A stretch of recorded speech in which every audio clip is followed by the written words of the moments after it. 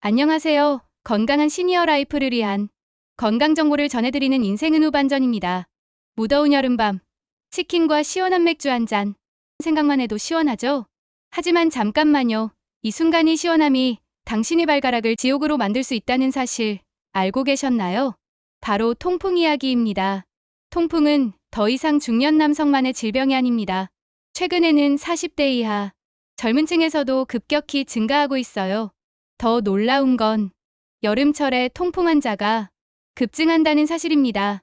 건강보험 심사평가원 자료를 보면 매년 6월에서 8월 사이에 통풍 환자 수가 뚜렷하게 늘어나고 있어요. 왜 그럴까요? 오늘은 여름철 통풍의 위험성과 올바른 예방법에 대해 자세히 알아보겠습니다.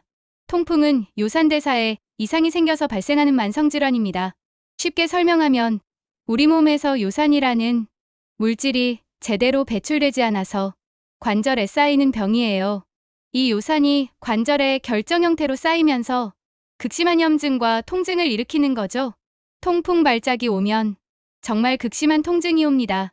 환자들은 바람만 불어도 아프다고 표현할 정도예요. 주로 엄지발가락 관절에 가장 많이 생기지만 발목, 무릎, 손목 등 다른 관절에도 생길 수 있어요. 여름철 통풍 증가에는 여러 이유가 있습니다.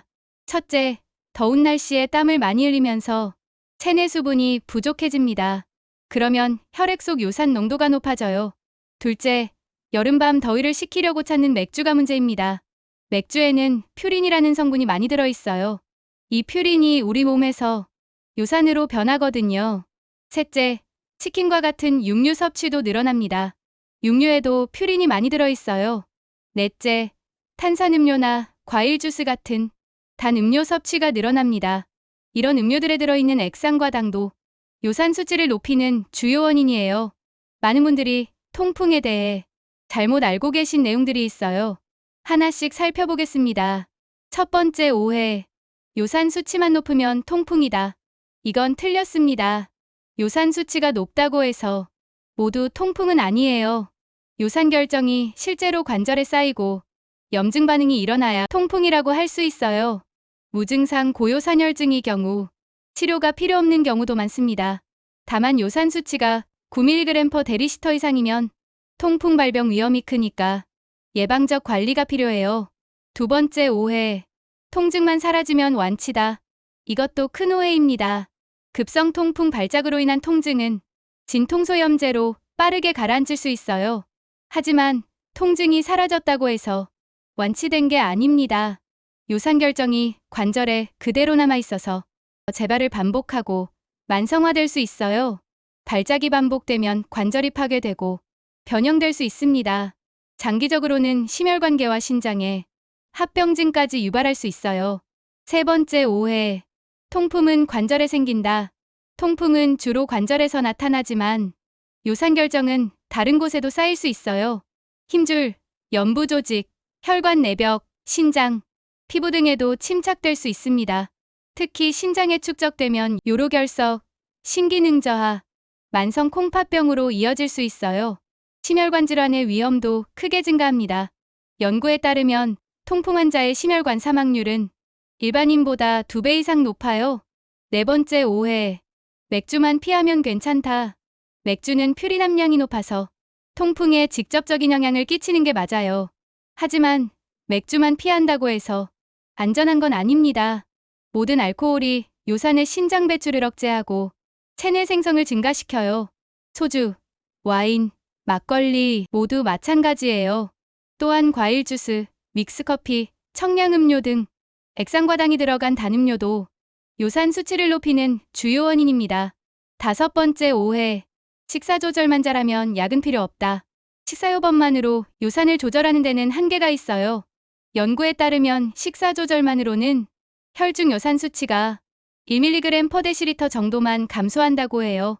목표 수치인 6mg/dL 미만을 달성하려면 대부분의 경우 약물 치료가 필수입니다. 통풍은 유전적 영향이 큰 질환입니다. 대표적으로 ABCG, 유전자 변이가 통풍 발병과 관련이 있어요.